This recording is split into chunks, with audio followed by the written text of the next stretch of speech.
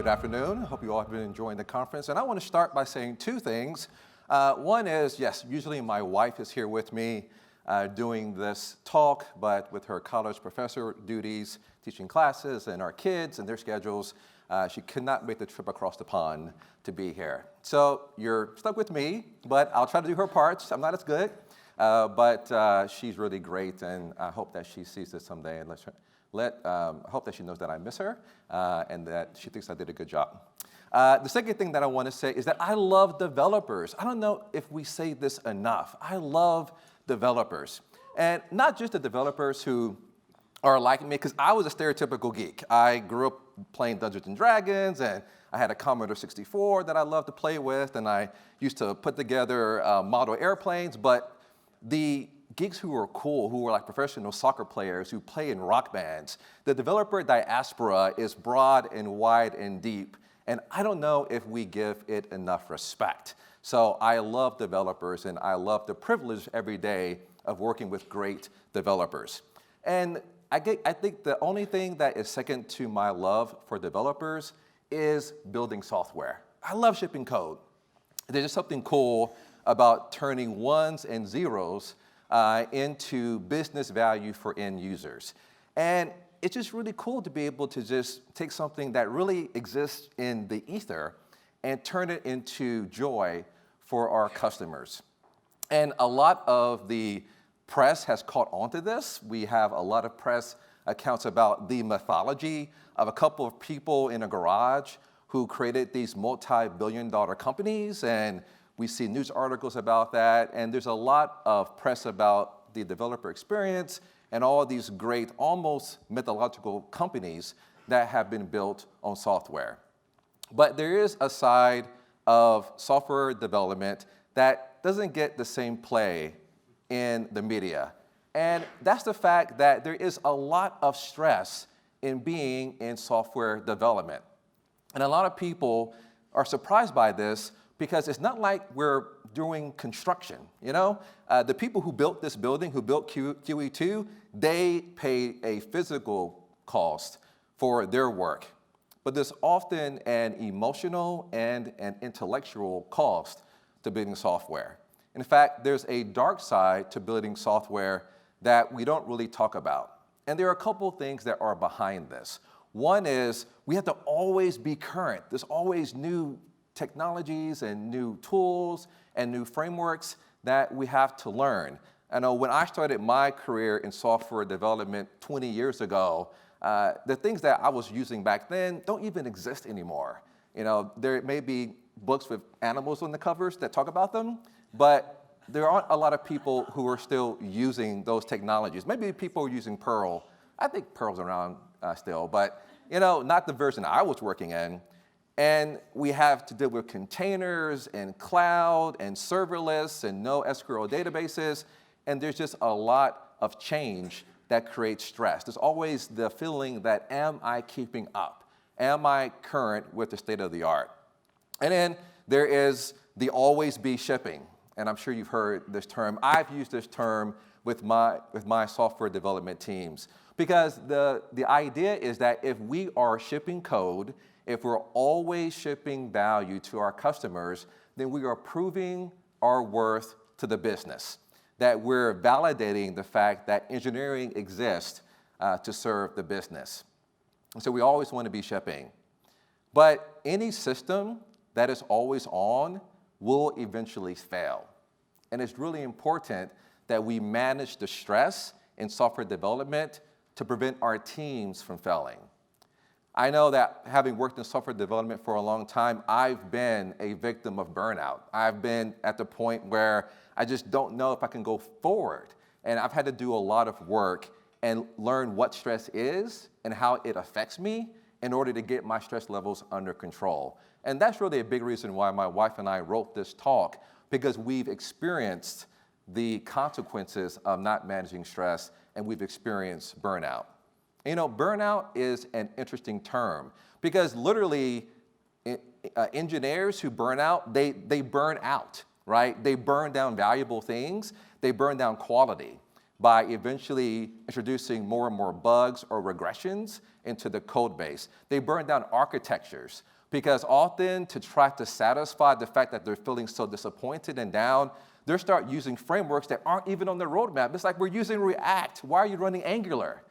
And so often they begin to burn down a lot of the structures that we put into place for the team. But then they go out. They go out of repositories, and you can almost see the commits begin to slow down to make fewer and fewer commits to the repository, or they go out of the tools that we use to stay close to each other. They go out of Slack, or they go out of whatever you use for messaging. And so there is a real cost to burnout. And I found that always be shipping will turn to always be slipping as you slip past multiple dates for shipping your software. So burnout is a real challenge, and my wife and I did some research, and we wanted to go through and share a lot of what we've learned with burnout. And so a few of those things are the burnout problem. Burnout is something that I think people have heard about, but I'm not sure if they have a good definition. So we looked into the literature, and we came up with a couple of sources. And so we looked at World Psychiatry, which came up with a great definition of burnout. And so it is a psychological syndrome that leads to three major consequences. There's exhaustion. And I'm sure that many of you have been at work, and no matter how much coffee you've drinking, your own pot too, and you still feel drained, right? So that's one symptom of burnout. And then there's cynicism and detachment. You begin to think that, why are we even doing this? Does our software even matter? But then you have a sense of ineffectiveness and a lack of accomplishment. And that means that no matter what you do, you feel like it's just not enough. Those are the three major symptoms of burnout. But we wanted to give a more working definition, and that is simply the feeling that today's resources are not enough to meet tomorrow's demands. Has anyone ever felt that? You don't? Yeah, I see so many hands. I just don't feel like I have enough today to do what I know I need to do tomorrow. And so what are the dimensions of burnout? Well, there are a few, right? And I mentioned them at the top, but I really want to put a pin on this. There's the exhaustion. The feeling that, I just can't do it. I just don't have enough energy in my tank to get through. But then there's also depersonalization. And that's almost like when you go to an emergency room and maybe you have a mate who's gotten hurt, and you go to the front desk, and then you say, hey, my friend is at the hospital. What room are they in? And they say, oh, the broken arm, they're in room 3, right? To that front desk person, people have just become body parts, not really people who need empathy and care, depersonalization. But then there's the feeling that I don't have the feeling that I'm accomplishing things, that I'm really getting things done. And those are the dimensions of burnout. So now that we have this working definition, I want to go through really how widespread is burnout. And I saw a lot of hands in the room, but there's actually research that Gallup did actually last year, and they found this, that in a study of 7,500 full-time employees, that 23% reported feeling burned out at least sometimes. But then another 44% said they felt out, 23% said that they felt burned out very often or always, and 44% said they felt burned out sometimes. Now, what does that mean? That means that about 2/3 of full-time workers experience burnout on the job. That's 66%. That's the majority of people at work feeling burnout. And I'm sure many of you have, in the next cubicle or across from you, or if you're remote on Zoom, you can almost see it on people's faces that they're paying the burnout cost. They're not managing their stress very well. But then you might think, you know what? We have a very highly engaged workforce. People come to work and they hang out in the break room, and we have foosball tables. We have a keg in the break room. People love working at our company. They're really engaged. They're not burned out. Actually, Cambridge did a study, and they found that even highly engaged employees deal with burnout. Now, what did they find? They find that the people who are optimally engaged are actually burned out and considering leaving. That's right, the people who are at every meeting, every after-work event, who come to the retreats and they lead the karaoke, those people may be planning their next exit. And you think that, no, there's no way, they're everywhere. Well, there won't be anywhere soon. In fact, the highest turnover intentions were reported by the highly engaged exhausted, meaning that they're highly engaged, but also highly exhausted. And those are the people that are eyeing an exit, which is counterintuitive. And so I talked about the definition of burnout and how widespread it is, but there are real costs to people who are going through burnout. And so Mayo Clinic diagnosed a few things, and so there are a couple of things, right? Just feeling tired and having stress and having elevated blood pressure. You can almost, if you went up to someone burned out, if you took their temperature and measured their blood pressure and measured their heart rate, you could almost see the effects, in their body. But then you have just the progression of their mood from being sad to being terrified to just often having outbursts of anger. And I think maybe you've seen a couple of like yelling matches break out at your job. And I've had the misfortune of having one of those happen in the past year. And then you have people who are either bedridden or they go to the emergency room because they're just so tired and exhausted from burnout. And there are corporate costs to burnout as well. Harvard did a study, and they found that researchers found that there's between $125 to $190 billion a year spent on consequences from burnout. And that's the fact that the costs were, the biggest factor were high demands at work, which were responsible for $48 billion of spending, right? And I don't know how much money you have in your bank account, but that's a lot of money, all caused by burnout. And so you may think about, wow, all these costs, there are these individual costs. There are corporate costs. In fact, some deaths have been linked to burnout. And you may be thinking, is this talk about burnout or about Thanos? So many people gone. So because burnout is so widespread, there are often common solutions. And I like to break these down into corporate solutions and individual solutions. And so corporations often try to make their workplaces very posh experiences. And I'm sure that many of you have walked into corporate workplaces. Maybe you work at an office. And I've been fortunate just as a speaker, and I've walked into GitHub in San Francisco, MailChimp in Atlanta, Prezi in Budapest, and I've seen these really immaculate, well laid out, well appointed offices. In fact, a lot of these offices are meant to make developers feel like royalty.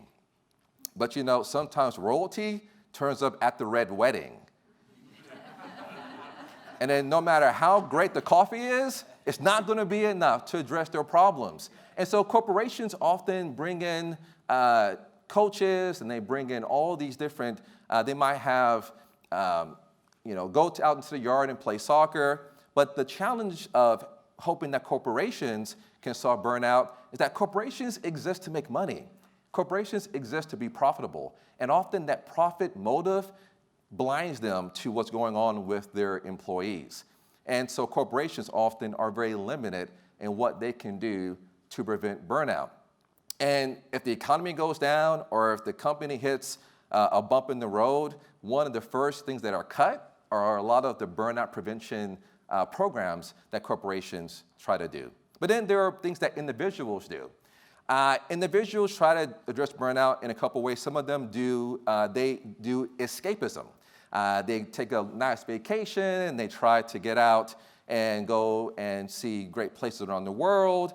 But we've almost turned vacation into work. You have people who are trying to get the best picture of themselves at the Grand Canyon or in front of the Vatican, and people are even falling off of cliffs trying to take the perfect selfie, right? And so we try to do so much work to show how much we're not working. And often those individual efforts are limited because people can only do so much to address their burnout. So my wife and I thought, well, since corporations are really constrained in what they can do and individuals are constrained in what they can do, what's a simple framework that we can come up with based on the research, based on what I've seen work in my life and what I've seen worked with the developers that I've had the privilege of managing. How can we help them? And so this framework is meant to be very lightweight, meant to be very simple, and it's also meant to be one that you don't have to have a lot of privilege to enjoy. Now, for this framework, I'm going to go over things that corporations can do if they can, but also I'm going to try to give what we call the one thing you simply must do. So the first part of this framework but before I go into the framework, I want to give you a sense of where this came from. Now, I'm a manager, I've been a Scrum Master, and I've worked with a lot of Scrum teams. And so one of the tools I've used as a Scrum Master is a Burndown chart. So how many of you have used a Burndown chart before? Yeah, okay, there are a lot of hands. For those of you who have not, I'm going to explain it very simply. A Burnout chart is just a chart. So you have one axis, and that's time. Typically, we do 2-week sprints, that's 10 days, and then the y-axis is work. So in this example, we have 50 units of work. A unit can be whatever you want it to be. I like story points, some people do other things. And so the idea is that you have this ideal line. And so that is if the work is evenly burned down and done over the course of that 10-day period, then we get it down to 0, and then we're done. But the reality is that as the sprint goes on, work goes down, as people get things done, and the amount of work not done goes down. That's simply what a burn-down chart is. And the idea is that that work under the line is work that you're burning down. And as I've looked at burn-down charts, I realized that as someone who cares about developers, that I needed to burn down more than just work. That if I was going to be someone who would be protecting and helping my developers, I needed to burn down 3 things. I'm going to go through those 3 things throughout this talk. So we had to burn down barriers, and that means that the research shows that one of the best things to do to create a burnout-resistant team to help your developers deal with burnout is relationships. The connections that we build with other people are extremely helpful in addressing burnout. And so it's really important that we develop connections, that we maintain that human need for engagement.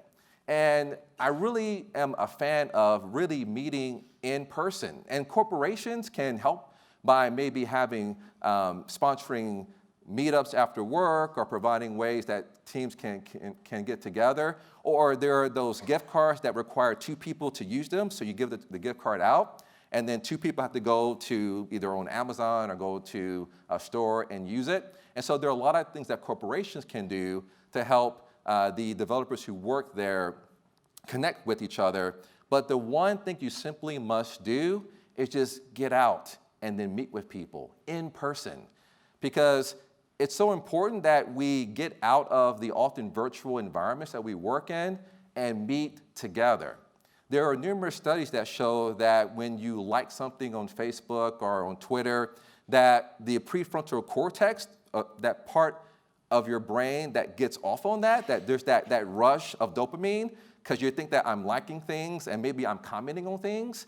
That's one part of your brain, but the other part of your brain that really craves connection, it ignores that.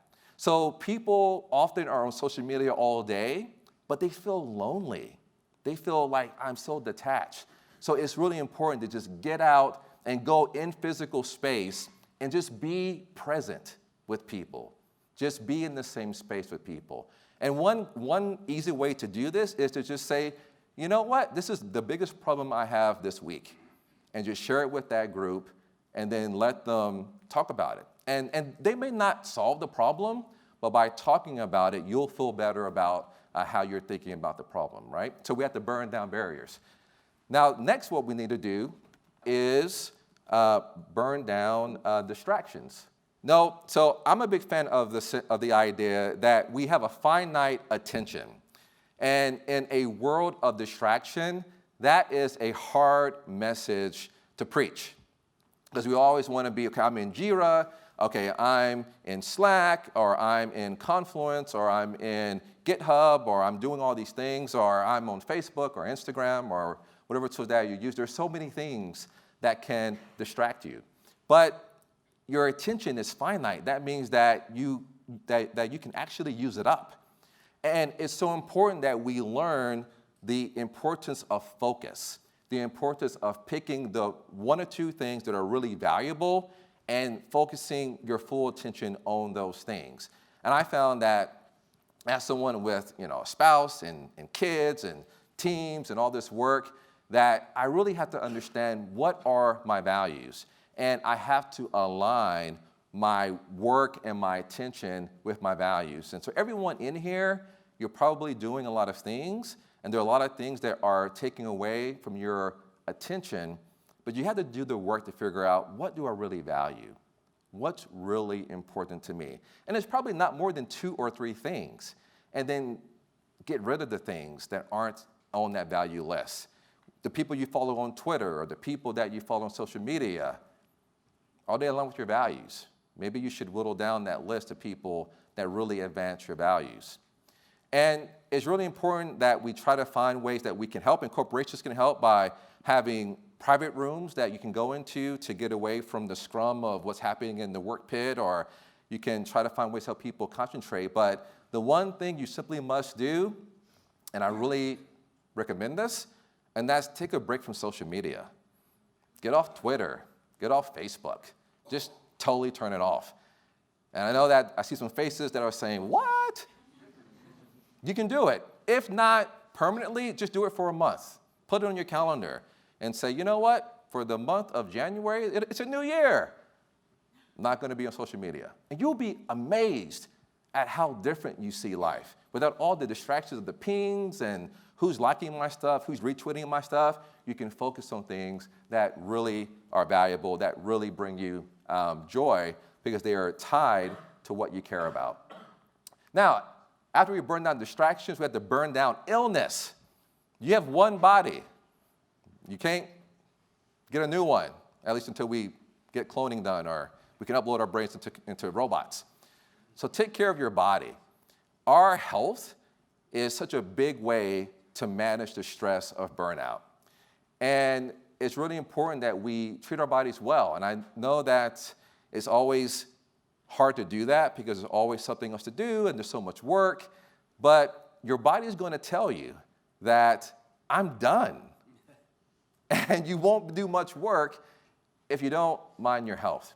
So it's really important that we take the time to mind our illness, that we take the time to make sure that we're managing our health, because burnout takes a physical toll on the body. So what are some of the things that we can do to burn down illness? Well, you can stay hydrated. I know there's a lot of water around here, and I walk around usually with just a bottle of water to make sure that I'm staying hydrated. Get enough sleep. How many of you get enough sleep? I see a few hands, right? Yeah, I mean, I know I need 8 hours, and so I go to bed early to make sure I get my sleep. And so those simple things that probably your mom or your teachers at school taught you, yeah, they are actually really important. And by minding your health and optimizing your health, that goes a long way toward giving you the resources you need to avoid burnout. It'll mitigate the stress and help you stay out of burnout. And so that's really important. And corporations can do, they have a role to play. Some companies sponsor gym memberships, so they may even have a gym on site, or they have competitions where there are softball teams or soccer teams. But the one thing you simply must do is take a walk. Walking is free. If you live in an area where you feel safe enough, just walk around the block. Just take the time to walk and just get out and then try to enjoy walking in your body. Now, I have this Burndown chart, and one thing I always loved about the Burndown chart is the ideal line. And I spent a lot of time obsessing over the ideal line. Okay, are we under the line? And that just means that we're pretty much on target to get our work done when the sprint ends. But I learned that there's a tolerance level within my team's work that even if we're above the line early enough in the sprint, we have time to correct it and still get what we committed to do in the sprint done. So I've learned to not be so worried about burnout and that my team could balance things out. And I learned that even with burnout, there may be times where you're not as connected as you like to be with your friends, or I haven't had a chance to go to the gym in a few weeks and I just feel like I'm getting distracted. That's okay. That's okay temporarily. And so it's really important that you regularly check in with yourself and say, how am I doing with my relationships? How am I doing with my attention? How am I doing with my health? And I recommend every other week or once a month to do this check-in and see how am I doing against that ideal line? And what do I need to do to make corrections to make sure that I'm making sure that I'm managing my stress and not leading to burnout? And I found that if I manage burnout in my life, and then I'm really effective at helping my engineers and my developers because they usually model what I do. And as you interact with developers, if you are managing your burnout, or if you're managing your stress levels, then you will help them also avoid burnout because they'll mimic you a lot more than you realize. And so my wife and I wanted to provide this framework because we've seen that it works. That if we are able to guard our hearts, our minds, and our bodies, then that goes a long way toward unleashing the powerful productivity of people who aren't stressed out. That it'll help the developers that I care about so much not fall into burnout. And we hope that this framework is useful and that you find at least one or two things that you can do today and that you can hopefully implement over the long term to help the developers that you work with avoid burnout, but also yourself. So I will hope that you follow me on Twitter and let me know how it's going. And my wife and I are cheering you on as you help the people who you care about avoid burnout. That's my wife, by the way. You can follow her on Twitter as well. And thanks for coming to my talk.